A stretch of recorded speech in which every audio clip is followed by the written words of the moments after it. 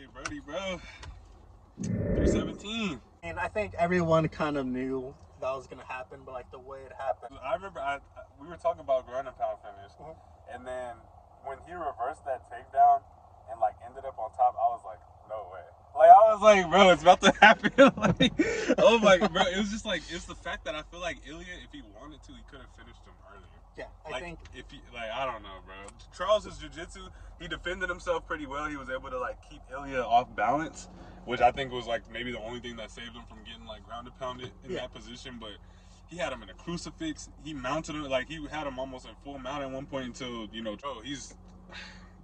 I did like how Charles in the beginning was trying to press forward. I mean, we all know that.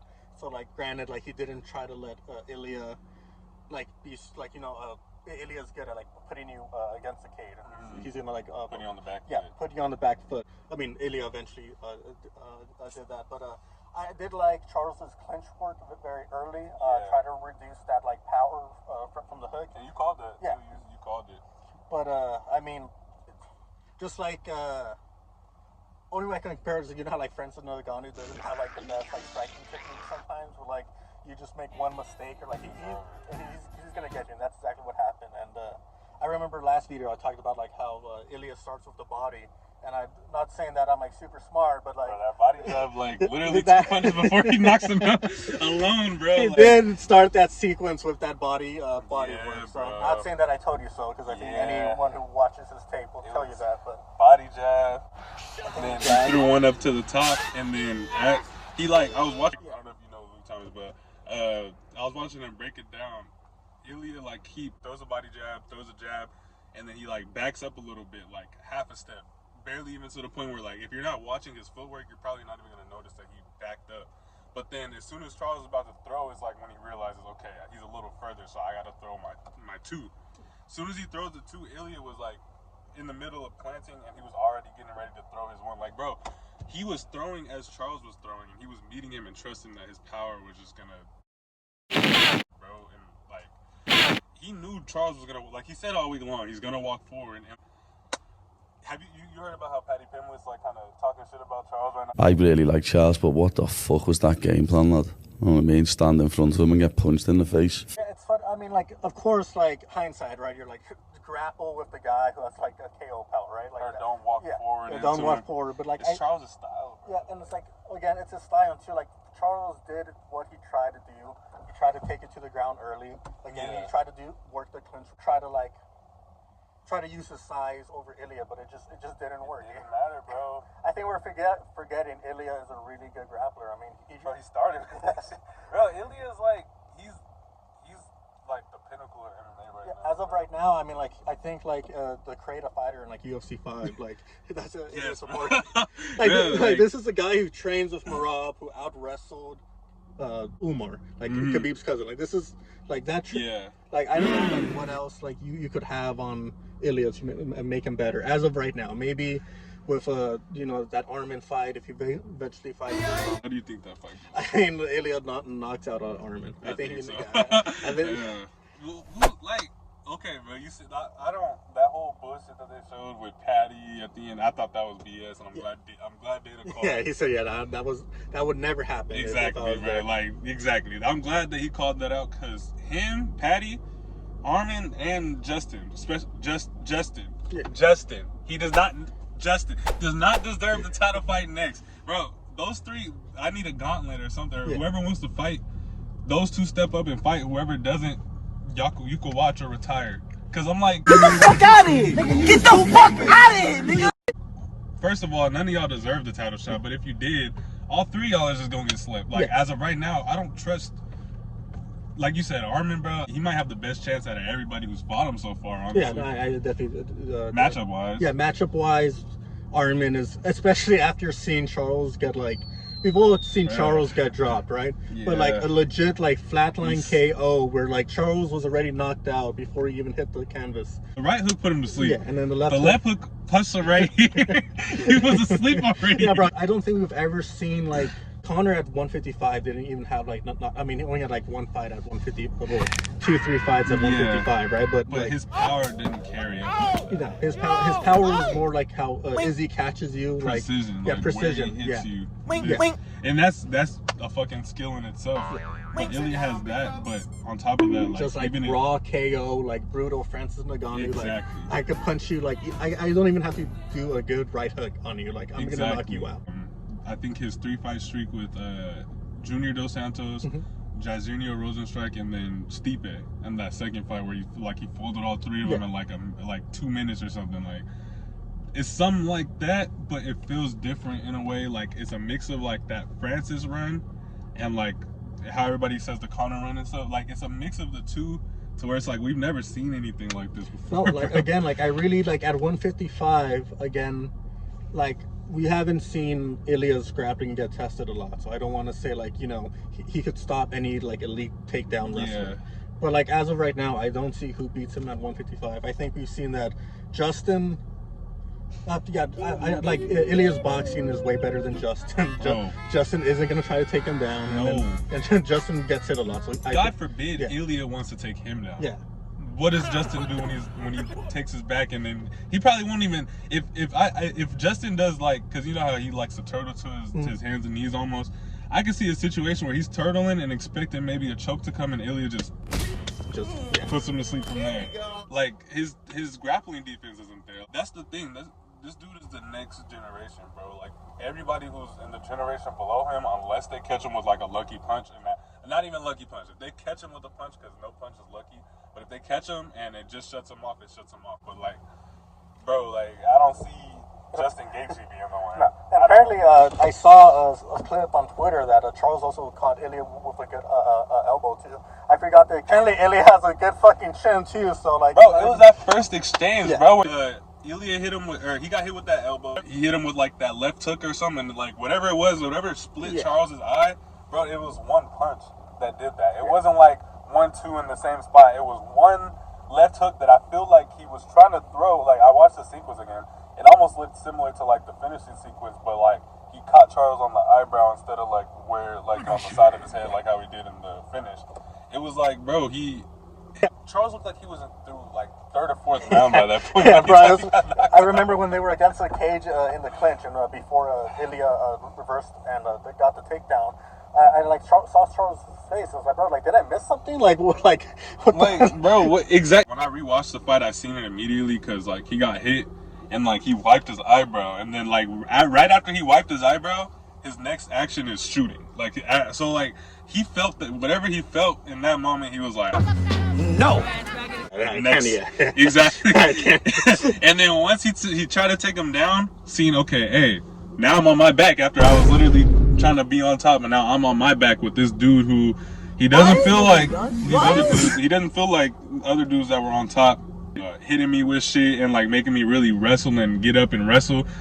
He got out jujitsu'd by Ilia, bro. Like he passed his guard so fucking easily, bro, just to get into that crucifix. And then like I said, bro, if he wanted to, he probably wouldn't have been able to finish him, but he could have threw at least 3 good elbows in that one position. I think he could definitely done a lot of damage, but I think he just wanted to make a statement like, I'm gonna dominate you. Only other big statement you could have made was like submit Charles, like straight out. Like I know Islam submitted Charles, but that was more because that was more of a club and sub, right? Where like I'm gonna rock you, I knock you down, and I sub you from there. Not a straight like, hey, I'm gonna take you down and like sub you. Exactly. Not taking away Islam's sub from Charles. So like I really don't see who at 155 beats Ilia besides if Islam goes down to 155 again. But stop the cap.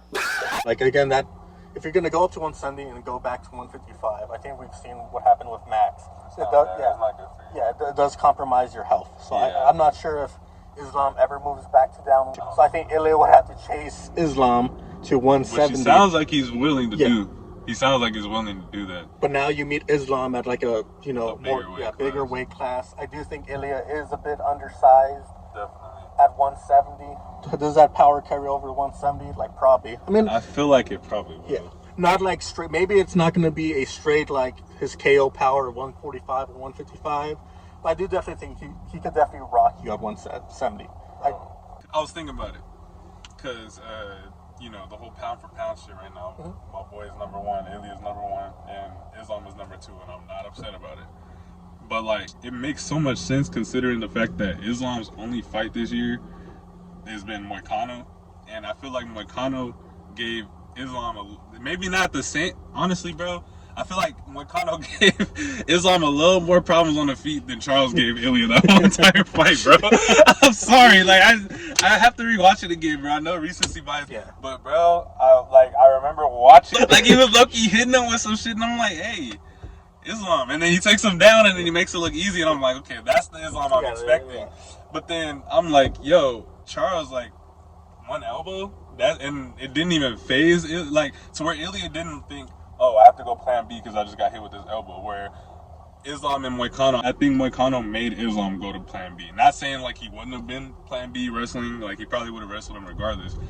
Charles went to plan B after he felt Ilia. Islam went to plan B after he peeped like Moicano was like kind of rangy and giving him a little bit of issues on the feet. I think definitely we've seen that from Islam. I think we all know, anyone can know that Islam is more willing to strike with you than Khabib. Yeah. Like, I think, like, and you see all the, like... He has better hands, better skill set. Yeah, so, like, out of all, like, Islam's title fights, like, of course he's going to take you down, but he is more willing to stand with you more.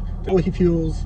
Like he has to go to plan B. Yeah, he has to go to plan B. Get you to think about other shit. Yeah. Khabib was straight like, hey, I might strike with you for like 20 seconds, but then I'm going to like take you. Islam is like, hey, I'm gonna strike. If you know, now I'm gonna make you think of the takedown. Or if you give him a bit of trouble on the feet, like when Poirier, not saying Poirier was boxing up Islam, but when Poirier was giving him a bit of damage, then that's when Islam goes in for the takedown. So I do agree with you. I do think he definitely went to like, hey, maybe I should just like end this fight super quick. Exactly. Maybe also wanted to make a statement that night because Umar lost, so he's like, hey, like, yeah, that's true. Yeah. Between Islam and Khabib, like, I think Islam is the more skilled of the two, but if they ever had to fight, hypothetically, I always thought Khabib would beat him, just because Khabib, he's gonna force you into his plan A, and that's where we're at. And if he wants to keep it on the feet, like with Justin Gaethje, like how he wanted to pressure him and make him think, okay, this dude's gonna be in my face, I'm gonna keep lighting him up with whatever, and then as soon as he's like, all right, now I'm getting you down.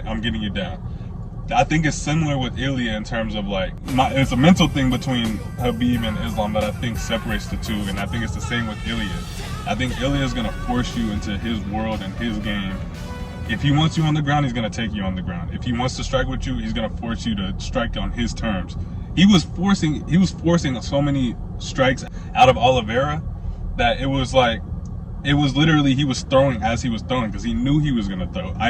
I'm throwing feints and I'm backing up a little bit and I know you're gonna come to me, and I'm throwing with you. Like, a different level of IQ, different level of skill, different level of training and preparation. He read Charles like a book before he even walked up to the cage. Yeah, like I said, Charles did have some like success with that elbow. He was doing the right things, but like at no point during that fight, Ilia was not in control. The closest you could get is maybe that heel hook-ish thing that was like, oh, I mean, that wasn't like close to even a submission. Just Ilia kind of, you can't rush out of a submission like that. Yeah. If you try to rush out of like a submission like that, like, then that's when they get it.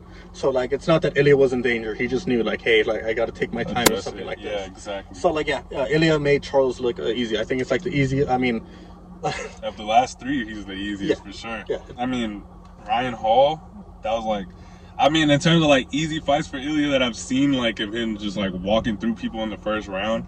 That one, yeah, bro, Ryan Hall. I remember Joe Rogan was like, man, this guy Ryan Hall is so like special, and then Ilia just like he just flips around and like he like, you know, and Ilia just, all right, bro, I'm just gonna start beating his ass. I'm like, Ilia's different, bro. I think he's the peak of MMA right now. Yeah. So do you see anyone at 155 like giving him problems? I think Ilia is gonna probably walk through Paddy as well, but Paddy has a similar frame to Charles, and he's not gonna walk forward. Like mentally, he just has that mindset where I'm gonna walk forward. I'm gonna walk through you. Paddy, he's thinking I'm throwing leg kicks from the outside. I'm playing range. I'm throwing long strikes, and if I can get you to the ground, I'm gonna get you to the ground. But like, you know, preferably he wants to grapple with you. The question is, does Paddy have the grappling good enough to take down this like? Again, like I said, we haven't really seen him get tested, so we're not sure where his grappling. We've seen him be tested. Grappling one, like straight, like I mean, I think the Bryce Mitchell fight, like, Bryce Mitchell is underrated in terms of, like, his whole ground game. Like, he's a solid wrestler, and he's a solid jiu-jitsu fighter. And, like, he caught Ilia, like, mid-combination and took him down. And I think that's, like, the main reason why he was able to, because Ilia was starting to, like, ding him up. And he was like, I feel like he forgot that Bryce can, like, you know, he's a wrestler. He's like a grappler first. So I feel like we watched Ilia off his back for a while, and he survived, and he, you know, got back up the next round, and, like, I'm pretty sure he finished him in the next round. So I think because we haven't seen him get tested by maybe, like, you know, an Armin Saryukian level, Islam level type of wrestler, bro, just like, and I'm okay. This might sound like completely, like, I might generalize. This motherfucker is from Georgia. These motherfuckers wrestle out there too, damn it. And, like, he comes from, like, not just, like, any type of wrestling, like, Greco-Roman, like, that upper body, like, you know, that's John Jones shit, like, you feel me? His upper body, like, strength in general, and, like, his core strength and his hips, all that shit, bro, I think in just, like, his natural shorter frame and stocky frame, I think it's gonna be so hard for another wrestler, like, that just thinks, I'm just gonna take this dude down. I think the only time you, like you said in the Bryce Mitchell fight, the only time you take Ilia down is when he's, like, mid combination. Where you catch him, like, mid combination. While he's committed to a punch. And the danger of that is, like, are you gonna wait for this guy to unload on you? Like, yeah. The risk of, like, trying to take him down and, like, he stuffs it is now you're like, remember the second fight, Francis versus Stipe? Yeah. I do think Francis did a lot of damage when he stuffed that takedown and was, like, hitting him against the cage. Yeah, if you have someone like Francis or Ilia hitting you, like the power that they have, even these short, gonna rock your brain. It's gonna definitely hurt your brain. So I think, like, that's also danger with Ilia. Like, if you, like, try to take him down, if he stuffs it, now you're, like, at risk. Like, this guy's gonna punch me, like, like punch me 10 times. Yeah. I think people like Armin, I think people like Patty, they're not even gonna. I think it's gonna be straight, like, takedown off like the first 10 seconds. After they feel like what's coming back at them, bro. Like, could you imagine, like, just not even getting hit by this motherfucker, but, like, seeing the load up and knowing, like, what can come with that, and then, like, it whiffing right by you. Like, what kind of anxiety does that do to you? Like, let me not get hit by that. Again, now he puts the division on notice. Like, hey, like, I completely flatline Charles. Yeah. Now your guard is gonna be up, and, like I said, Ilia's body, it gets overshadowed by the knockout power. Yeah. So now you kind of leave your body open, and now this guy is gonna unload on you against the body, brings your hand lower, not knockout to the head. I really don't see anyone at 155 right now. I mean, I think Armin gets knocked out. I do think Armin takes him down. I think Armin might steal a round or two. But I think Ilia, their third round knockout against Armin, I think he beats Justin in a round or two. I think one round. It seems like it. I used to be a bigger Justin Gaethje fan. I'm not the biggest fan right now. So I feel like I'm really just upset over the fact that he swears that he deserves a title fight just because he took the Max Holloway fight. And he was on a streak before that. And I'll say, I always thought Justin's power was overrated, to be honest, because he knocked out James Vick, which, I mean, who hasn't knocked out James Vick? Yeah. Respectfully, James Vick. I feel bad for bro. His career just fell off after that fight, bro. Completely fell off. Then he, like, knocks out Edson Barbosa with a good right hook, right? Yeah, that was a good right hook. The good right hook, so whatever. The Dustin KO was a head kick. Yeah. Which, I mean, that's good. And he kicks hard. Yeah.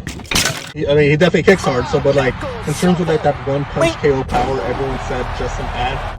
I don't really think that KO threat from Justin is there. Like, the first episode, if Ilia knows that you can knock him out, his boxing gets way, way cleaner and better and crisper. And we're gonna see way more better boxing. I agree. From Ilia. Just the fundamentals of their boxing, bro. Like, Ilia is gonna be throwing out so many feints, and Justin has, like, this tail where, like, he likes to duck his head and, like, swing and,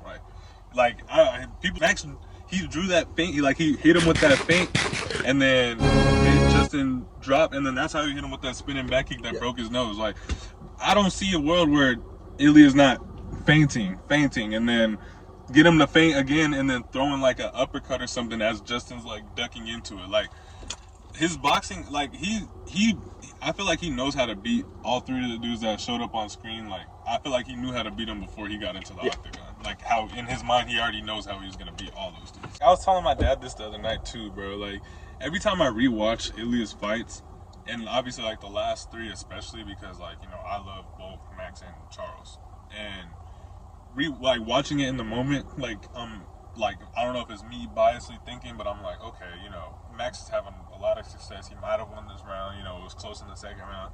Oh, Volkanovski, he took the first round. Like, you know, he's in this one. You know, Charles, you know, hey. I mean, I couldn't even get that far with Charles, but like even rewatching the same, I still get the same feeling, bro. Yo, this is like a fucking like a horror movie. Like, you know, my guys are in there. I'm rooting for them, but I'm like, did they ever even have like did they have success? Like in the Volk fight, yeah, he won the first round. He still was coming close to, like, Ilia was still making his reads, and it just felt like it was gonna happen eventually. The Max fight, he was dinging him up. He was, you know, he was in his face. He met him, but then you're watching it again. It's like, yo, Max got cracked in the first round. He got cracked in the second round. So it's gonna happen. It's gonna happen. So that's like kind of like that video I sent you about, like About when you come up against him, what then? I fight harder, I always have. Take a look. His speed, his ferocity, his training. I see the power of belief. I see the League of Shadows resurgent. Any mistake you make, Ilia is gonna knock you out. It's like that. So like, how do you beat a guy like that? Ilia, he's hardly ever forcing anything. Like, everything is just so clean. The technique is beautiful. Like, he's aesthetically fun to watch, and he's violent. Mixed martial arts is violent, it's dangerous, it's risky, it's high, it's like high intensity, but it's beautiful, bro. It's poetry in motion. Like, in slow motion, you see his techniques. It's beautiful. I think Ilia is the most intimidating guy because, like, again, with Francis, the thought was take him down, right? Yeah. But like with Ilia, you know that he could defend the takedown. You know he could grapple. With Francis, it was like, you could win by taking him down. You know you could win. Mm-hmm. Francis doesn't have the best boxing. Yeah. Francis doesn't have the best boxing, so like Gon kind of exposed that, you know, like, hey, you keep him at range, you make Francis whiff a lot. Mm-hmm. But with Ilia, such a good boxer, such a good grappler, as of what we've seen, could defend the takedown, is strong. Like, this is like a strong guy. Like, yeah. He's physically imposing. So that's what I'm saying. Like, as of right now, I really don't see who could beat Ilia besides Islam just straight manhandling him for 5 rounds. It has to be that Islam's the only person that can answer this call. And I heard him say in the interview last week, he was talking about there was nobody interesting in my division, that's why I moved up. Like, bro, did you not hear this coming up, like, telling you, I'm gonna move to your division, I'm gonna take your head off? I do think it was kind of like a lot of the things against Islam's title reign was you beat a 145 guy at Volk, and then you beat him late. You beat Volk again, late replacement, and then you beat Dustin, who a lot of people respectfully to Dustin. You didn't deserve the title. He didn't deserve the title fight. This is a guy that your training partner already like beat. Yeah. So like, it's, you know. And then Moicano. Late replacement again. So that. He doesn't have a solid title defense resume, and it's like it makes me. We couldn't have got the Armin matchup at least, even after the Moicano fight. Okay, that 155 division deserved that Armin versus Islam matchup before Islam moved up to 170. I agree. I do think that was like the. If he beat Armin, I think he could like act the division, say like, I beat the best of you guys. I could, like, you know, move up. But he didn't. Granted, he is going up against a weight class, so that is a challenge up in itself. I don't think he wins. I do think Islam is. I don't want to say he's undersized for 170. Those 170 dudes, it's a whole. There's some big boys. There is a giant jump from 155 to 170. Tyron Woodley said he walked around at like 200 at 170. Yeah. Ilia says he walks around like at 190. Aside from like his grappling, like, obviously he's world class. But aside from that, what does he have like that shows you that he can beat JDM? I do think he has like this underrated sneaky power. Does it transfer up to 170? We're about to see.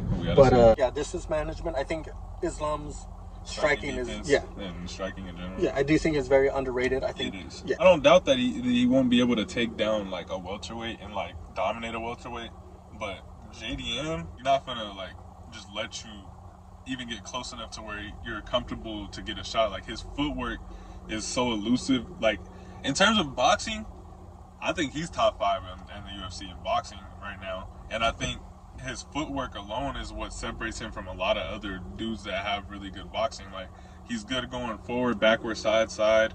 He has different angles with his punches. They're like, fuck, he's so accurate. His hands are accurate, bro. Like, he doesn't miss that often. Like, when he's like committed to like landing on it. I think for some reason I'm getting the feeling that Islam thinks that it's gonna be easier than JDM thinks it will be. I think the game plan with the JDM is straight grappling. Yeah, I get you. I agree. And shit, we'll talk about this more too in the future too, because now we're starting to get on topic. Like Luke Thomas said, also, like, it sucks that, you know, Max got slipped, Volt got slipped, Charles got slipped. We love these dudes. We've been watching them for the last however many years that they've been active. But I used to think Jones was the greatest of all time. And, like, for the past few years, I've kind of been thinking otherwise, especially, like, when Dana White put that Michael Jordan bullshit up, like, trying to compare him to Michael Jordan as he's actively, like, not trying to, like, be competitive and fight the next best dude. But all that shit to say, like, I feel like we never really had, like, yeah, John Jones, he was him, and we had Anderson Silva, and before, like, there was always a GOAT. Yeah. But I feel like in terms of like head and shoulders, like who's making like that mark, like, yo, this resume is better than everybody's resume, and it doesn't matter how long I'm here for. Look at these names and look at look at the time that I'm doing it, look at how I'm doing it, and look at the effects that it has, like, on like the whole community. Like, on top of that, what he's doing outside of the cage, bro, he's putting on for the sport. He's making the sport more entertaining. He's making it more known to the people that, like, this is a sport that you can grow in and you can make a living in, and like if you really put your training in and like focus in, you can really change your life with this sport, or just watching it. Like, it's something you can watch and learn from, bro. He's fun to watch, and like his resume, like, that he's building right now, it's screaming louder than any resume I could think of right now. At least in terms of a 3-fight streak, easy. I also agree with that too. I think what Conor did in his run, in terms of like influencing the next generation, I do think Ilia's going to be that person. I think he's going to, in 5 years from now, 10 years from now, like, people are going to use Ilia as like a reason why they started training or why they started watching. I agree 100%. It might have already started happening, bro. Like, he's here now, man. He's here. He is the next level. Yeah, bro. So we're gonna chat with y'all later. It was nice yapping. I think 317 was smooth. I think that might have been event of the year. We got more events this year, so we're looking forward to yap with y'all, man. But hey, man, it's been real. We gonna talk to y'all Later. Catch y'all, man. Man, you know life be lifing sometimes. Did not want to get this video out this late, but it is what it is. I hope y'all could enjoy it, and let us know if you want the rest of the UFC 317 review, reaction, Yap session talks, because we talked about the co-main and, you know, all the rest of the fights that were on the main card. But yeah, if you can, please like and subscribe, and stay tuned for what's next. Pulling the trigger, you know what it is, I'm gonna suck.